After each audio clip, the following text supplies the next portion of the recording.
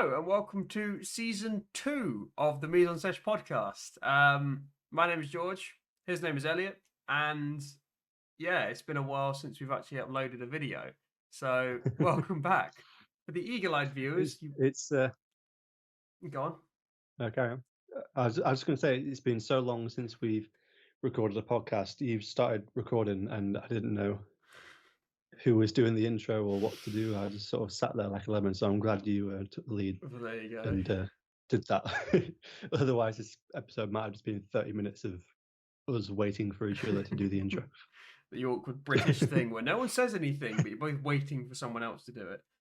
You both sit there doing the smile that you do when you know the person, but not well enough to say hello. And you're like, So, yeah. the Ron Weasley smile. Oh yeah.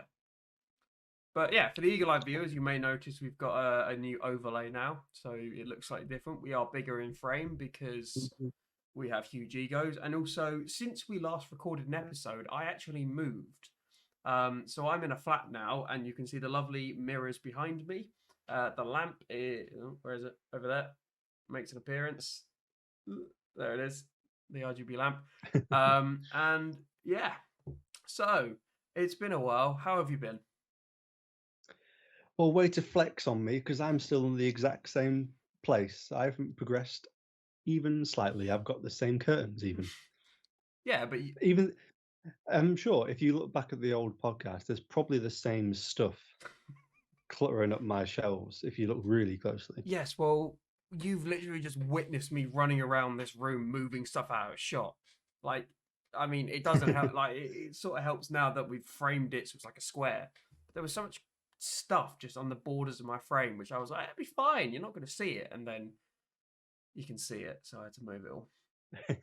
But yeah, like, I don't even remember what is this podcast about.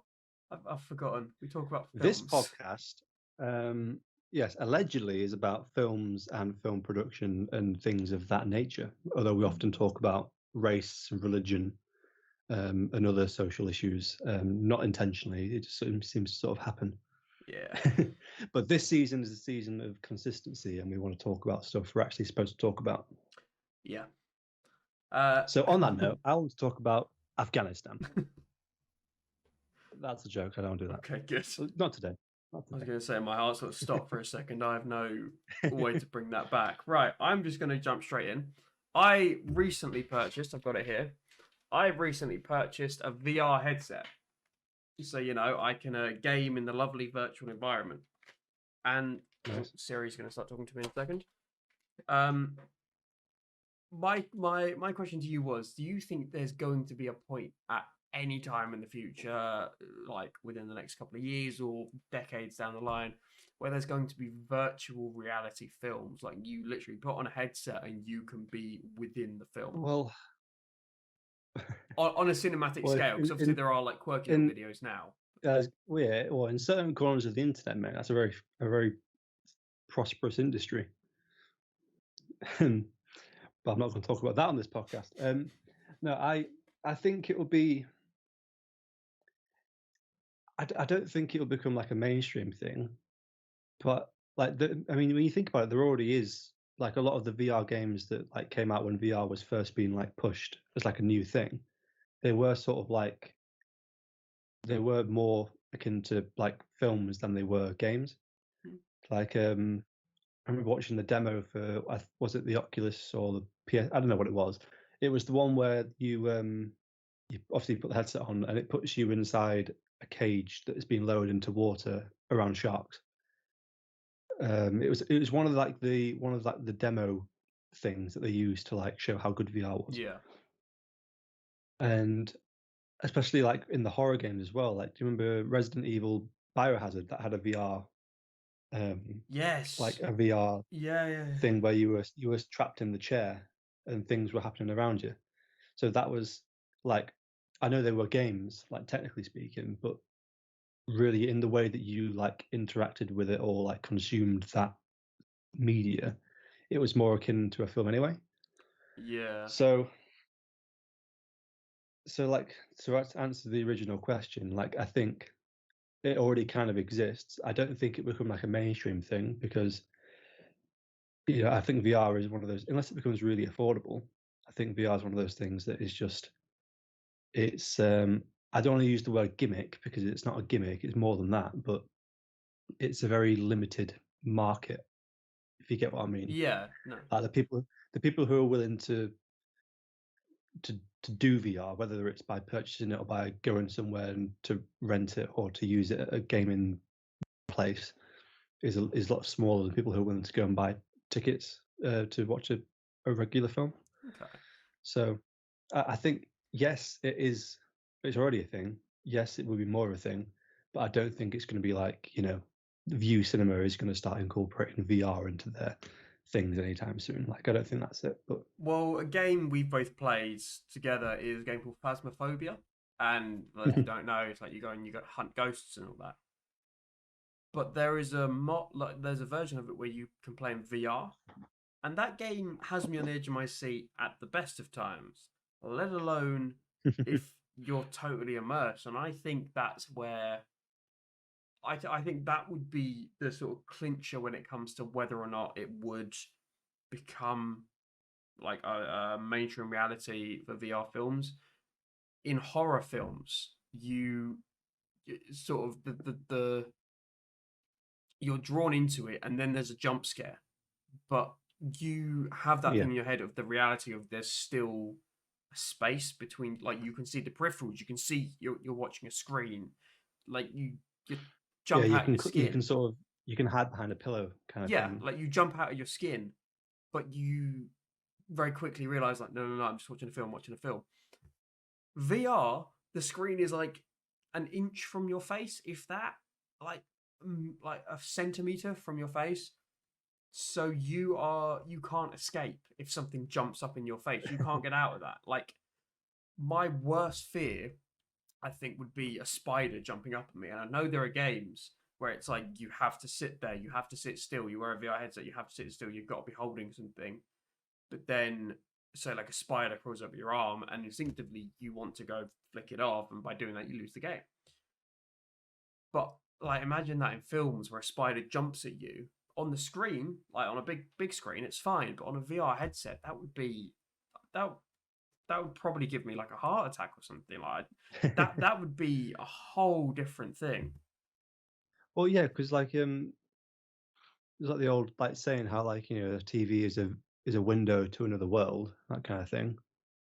VR sort of it doesn't when you're watching something or doing or playing something through VR as opposed to a screen, you're not sort of looking through a window into whatever you're doing. You are in and amongst whatever it is that you're doing. Whether it's a roller coaster simulation or a horror game. Mm. So, like, I mean, I've played. I don't own a VR headset, but I've played VR headset games, and I played particularly horror games on them because they're obviously the most sort of I think the most sort of rewarding seems like a weird word to use, but they like the return you get from playing a horror game on VR compared to something else on VR is much higher because it's like you said, it draws you in, and the curtains sort of the curtains don't just open on a screen; the curtains sort of fully open, and you just dropped into whatever is happening. So yeah, like I forgot what point I was trying to make, but but basically, yeah, like it's one of those things where you do something through a TV, there's still a barrier there, whereas VR there isn't a barrier Yeah, or as much of a barrier. The only barrier is you can't like actually run. So yeah, like yeah. It's like you are back to you. stuck. Like you're stuck with it right in front Yeah, of you. But like you were saying, like Resident Evil. I was watching a video a couple of days ago of someone playing Resident Evil. I think it was the PlayStation VR, so you still use the controller, but it right. Yeah, was some point in the game, woman jumps up and is like screaming in your face, and the girl who I saw playing it, she's just like screaming because obviously your instinct is either you just curl up, kind of like you don't know what to do, or you see a lot of people where they just like throw the headset off. And I don't think there's really any in between there. It's like, well, you can either totally freak out, throw the headset, lose all that money. You just stand there and you just, you're a bit freaked out, but you don't really react. Or you just curl up and start crying. I think in that scenario, like it's that immersive that people forget, kind of thing. Yeah, because again, it's like I said, the no matter how immersive like a game's, if you wear headphones to play a horror game with the lights turned off and you're still watching it on a screen, it's still on a screen. mm, If you look to your right, it's gone. yeah, Look to your left, it's gone. VR, I think it eliminates that final barrier, so you can sort of your instincts can actually like you're instinctively reacting to things rather than just like if I'm playing a horror game on mouse and keyboard and I'm moving around a corner or something, I can sort of do that. I'm not doing it instinctively. I'm just sort of, I'm choosing to do whatever it is I'm doing. yeah. When you're in a VR thing, most of them, like you, most of them, you can't move as easily as you can with a mouse and keyboard when you're playing a regular game. But also, again, it just removes that barrier, so you're instinctively reacting to whatever you're seeing rather than like being able to think about it. So if you're playing a horror game, you can sort of think, oh, there's going to be a jump scare on this corner. Let's walk around. Oh, there it is. Yeah. But in a VR, you're just in it, and it just happens. You're constantly on edge, yeah. Yeah. Right. Let's move away because we're talking about games here. We're not even talking about films or anything. Yeah, that's true. Yeah. So Tangent number one of the season. we had the Apple conference thing. What was it, yesterday for us? I think. And they unveiled the new iPhone, and I don't know if it's with the iPhone 13. I know it's with the Pro at least. But there is a mode called cinematic mode on the camera. So when you're filming a video, you Yeah. Right, here we can go. you can rack focus while filming a video. Obviously Okay. it's not the same as you have a physical lens in front of you and you rack focus physically, but you can set. I think it's sort of like in a film when someone looks away from the camera, it pulls focus to whatever they're looking at. But what the iPhone can apparently do is when it senses someone has looked away, it pulls focus to another point that either is another face or a point that you've set, and it can do Okay, all of that's kind of this. Like I don't know how realistically, I don't know how good it's going to be in practice, but it can apparently sense when someone's going to walk into frame. I'm guessing using like the much wider lens. It will sense when someone's about to walk into frame, and then it can like pull focus to them in time and all this stuff. And that just got me thinking about how much like cameras are changing, because that is now available in a phone worth £1,000 to the like. And then they got, is it Catherine Bigelow? She's won a couple of Oscars, I believe. Award-winning director, and then I think it was Greg Fraser, the DOP. They filmed a couple of like little shorts on the phone, and you can't tell. Like it's really interesting how like seeing their minds work with a bit of kit that you just keep in your pocket on a day-to-day basis. Like yeah, it is kind of like incredible when you think about it. Like, I mean, it's one of those things. Like it's a nifty thing for a phone to be able to do, and I think naturally people then start to sort of say, oh, what's the point in getting a proper camera because your phone can do this, this, and that. I don't think it's going to eliminate. It's not going to slaughter like oh no, God no. using proper cameras for proper films, but it does put tools in the hands of people who can't afford those proper cameras, which I was going to say it can only be a good thing, but then I remembered that TikTok exists, so like it for people who can only afford a phone, these 2021, what does everybody have? A smartphone. It's true, and a lot of people have iPhones, so people who can't afford these proper pieces of equipment that you need to like rack focus and stuff like that on a proper camera. Because when you think about it, if you like, I've got an 80D recording this stream right now. Mm-hmm. If I wanted to like properly rack focus on that, it's not just a case of like pointing the camera at something and like on the iPhone, if it can detect people are walking in, or if it can detect when you look away, it'll just do it. Like dual pixel autofocus is really good on Canon cameras. Everyone knows that, but it can't do that kind of stuff. So if I wanted to be able to rack focus to a specific object, I'd have to do it manually. And the manual focus rings on like most lenses that you can get for DSLRs aren't that good unless you get like a cinema lens.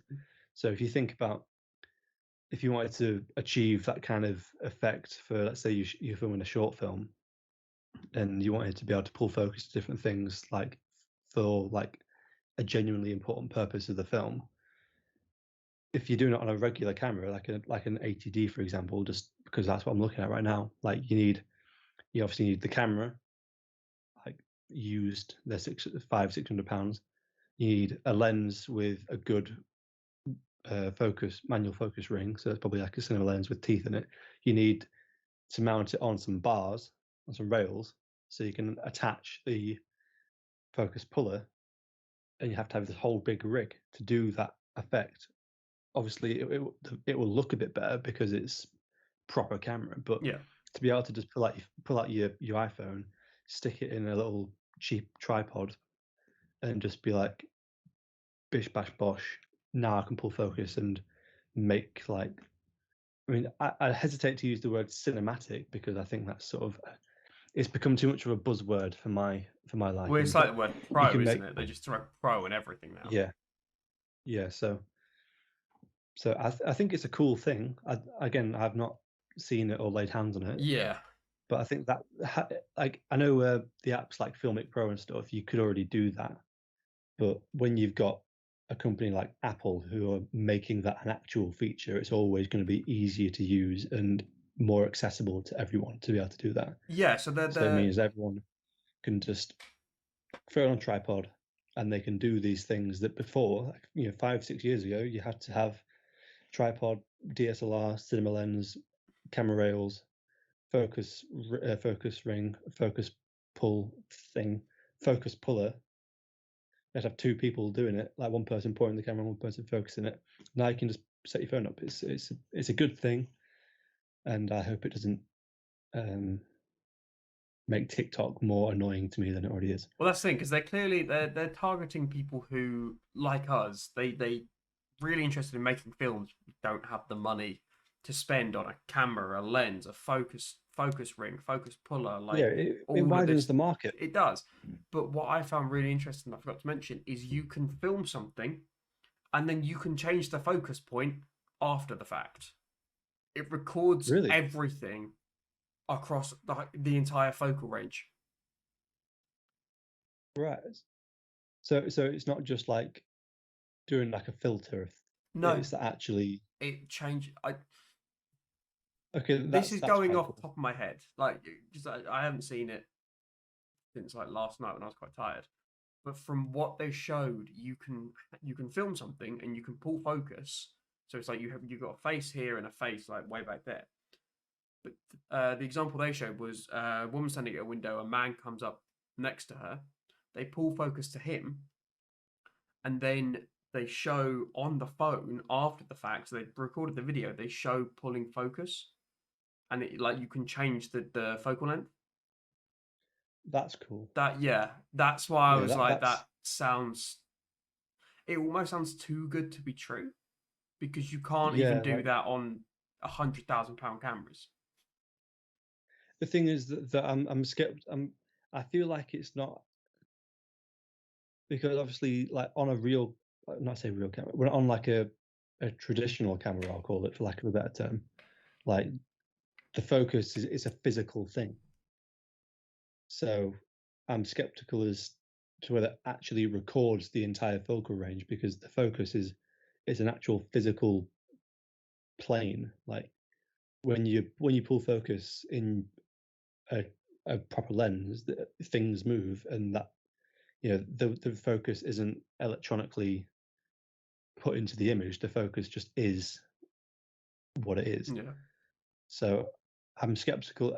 I feel like it's probably more just like really powerful, the powerful processor in the iPhone that is able to approximate what the focus would be. because in an actual real camera, like what's in focus and what's not in focus it's like it's an absolute. You can't change it after the fact because it's what's been Yeah, like exposed. like you could you can get the best cinema camera in the world, but if you focus it on something and record it and want to focus at something else, it's simply not. It's beyond physics Well, to do that after the fact. yeah, that's So why I so I think. feel like they are. It's not necessarily they record the entire focal range. It's probably just the phones are smart enough to. It's like portrait mode, I suppose, just betterer. Better. Well, that's why I Yeah. think if it is how I'm explaining it, if it can do that, that will be a game changer because at that point I feel like there's gonna have to be a shift because otherwise that's gonna be the new thing of like you can pull focus after the fact. You could shoot something totally out of focus and then clear it up in post production. Like you could totally The term "fix it in post" is about to a become whole new even thing. bigger. But it's like because the worst thing I feel like we've both experienced is the worst thing is when you shoot something and you watch back, you're like, that was incredible, perfect, everything was insane. Oh, it's a bit soft in focus. Yeah, ever so slightly. It's just like, Yeah. yeah, Well, it's like when we did various projects at uni, and I insisted on shooting everything wide open, and then I was like, "Oh, it's not fully sharp." hmm. Like, oh, I wonder why that is, Mr. Director. But it's like so having worked with cameras where they shoot in, it's called a raw format for those who aren't versed in terminology. That essentially means it records everything from totally blown out to totally darkness, like total white to total dark. And it just allows you to essentially you can have total control over the shot. You can change the ISO in the edit. You can change the way that like the exposure. Essentially, just very very good when it comes to color grading and editing. And it sort of reminds me of that because recording in RAW, you're recording the entire light spectrum, to put it in layman's terms, kind of thing. Like to put it very, very sort of looking Yeah, for well, here. it's like Like, you're not like on a regular camera, you expose it to.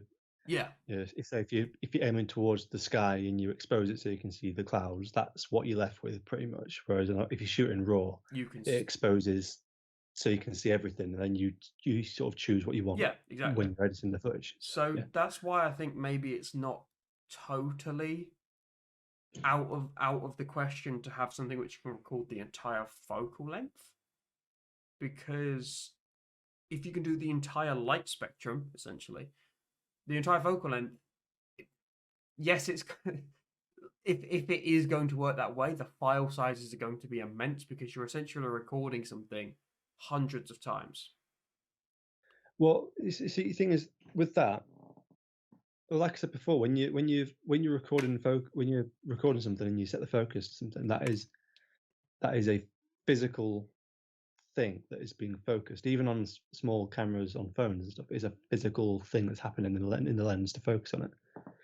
So I feel like for recording everything, getting everything in focus isn't necessarily an issue of recording it. It's an issue of like processing it after the fact. Yeah. Well, maybe it Because is like you were saying, where it records absolutely everything perfectly in focus, and then yeah, what so it's like like GoPros have like infinity focus on them, so yeah, everything's just in focus. and then after the I fact, feel it, like it, it puts things out of focus. So maybe that's how it yeah, does it. Like that would make a lot more sense than just recording yeah. I something a feel like that's hundred how it probably thousand does it. times for every single inch of focal length. But like that would make a lot more sense. But I just thought it'd be like that. I But would yeah, love to get my hands on. I'd like to get my hands on it. I do think it is. I do think it's not much more than a gimmick at this point. But the thing is, gimmicks aren't a bad thing. Yeah. Like you say the word gimmick, and people think it's like a negative thing on the whatever you're talking about, but it's not. Like portrait mode is now something that people have whole like Instagram has like loads of photography accounts that are mostly just iPhones shooting on portrait mode. Yeah, what? And the purest photographers are like, "Oh, that's not real photography." Like, oh, shut up, people are liking it. Like, It's like they haven't and had people years are, of training. They just literally they have their phone and they thought yeah, that looks they're cool. just, yeah, it's putting powerful tools in the hands of people who wouldn't or wouldn't otherwise have them. Yeah. So in that regard to it, I'm all for it. As someone who wants to forge a career into film eventually, um, it kind of bums me out because it means the market's going to be even more saturated with independent filmmakers. But you know, it is what it is. It's progress. Yeah. That's pretty much what that is. Well, that's exactly what like it's pushing for innovation. It's leading the charge and like you've got to be updating with the times because if they can do it on a phone, give it 5-10 years. I mean, we've got 12K cameras. That's insane. Like 10 years ago, the idea of 4K was a bit like the hell are you on about? Now we've got 12K, which is it double the resolution of 8K?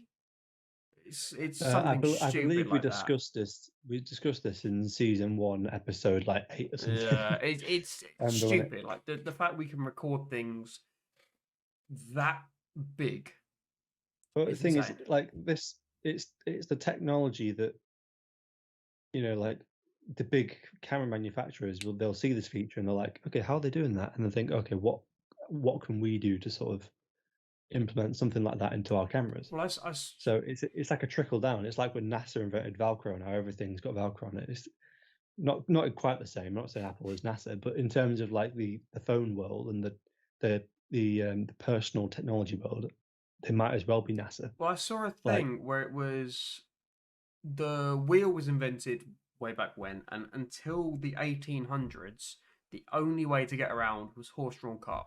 Then the 1800s, the car was invented. It was a bit but we had a car. But that was then the fastest way to travel. Then 1900 rolls around, and you get the first flight. You get the I can't remember what they were called, the brothers, but you get the first plane. Then within 66 years later, we land on the moon. Was it no 16? When was it? 1969. That was it. So 69 years later, yes, you land on the moon, and then it's just it's that thing of something happens.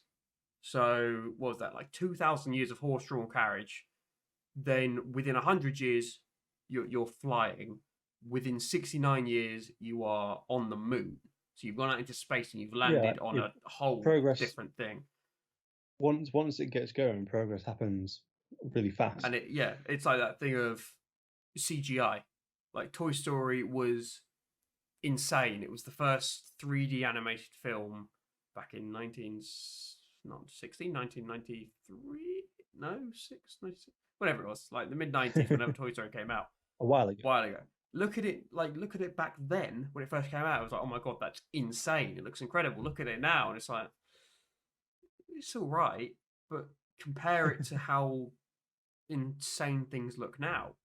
And it is that thing Yeah. of, it's just, it's a snowball effect of things are getting better and better and better and better to the point where 5 years ago, if you had told me that the phone in my pocket is more powerful than the computer that I had on my desk, I wouldn't have believed you. But it is the fact now that phones are so powerful that they're more powerful than your average laptop kind of thing, which is insane to Yeah. think about.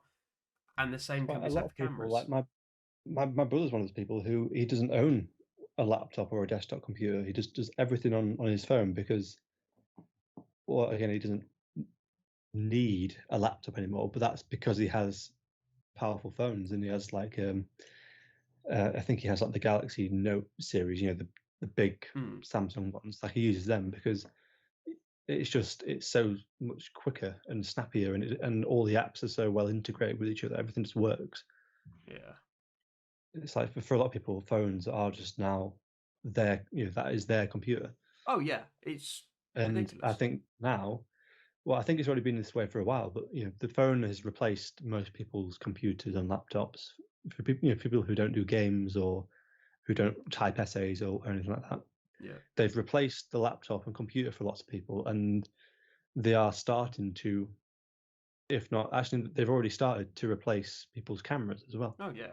Well, it's like if So you get some people who they have just their phone and that works perfectly for them, and if they need something slightly more powerful for work, they get a tablet, and that's it. You don't have like a lot of people don't have physical laptops or computers anymore. But just going back to your point, like before we end, just going back to a point of like everyone has a smartphone nowadays. I saw an article talking about Christopher Nolan. I don't know if you've heard there about we go. this. It's Christopher Nolan. The only phone he has is a flip phone. He doesn't have a smartphone, and he hardly ever has the phone on him. Well, that explains why he's so successful with his films, because he's He's not not distracted by distracted social by media. Instagram and But that's yeah. his exact reasoning. He said, I'm heavily paraphrasing here, but it's something along the lines of like having that phone on you means that when you have downtime, it's never downtime. You are scrolling, you're looking at something, you're comparing yourself, you're thinking about, oh, how could I Yeah, well, post my life to the internet? When it's the little black distraction box. exactly. That's what phones are. But when he doesn't have his phone on him in his downtime, he's thinking, how could I create a story? What story could I do? How could I come up with this shot? How could I innovate this script? How could I make this better? How could I do X, Y, Z? While we're all scrolling on Instagram and social media, he's there coming up with the next best thing in cinema. Yeah, we're watching like TikTok kids go like this, some weird song, and he's there like writing a film that's going to win him an Oscar in a couple of years. But I mean, I don't know how accurate that story is now about him not having a phone because Tenet was interesting. But anyway, right, we've been going for just over half an hour now, so I think we should wrap it up here. Wrap it up. Wrap it up, yeah. It's been interesting. I think So when we keep the runtime down to 30 minutes, it goes really quick, doesn't it? it does, rather than try to keep it over an hour and then somehow stretch into an hour and 45 or maybe 2 hours at times. But yes, anyway, thank you everyone for watching. Very excited to be back for season 2. Yeah. I have been George. He's been Elliot.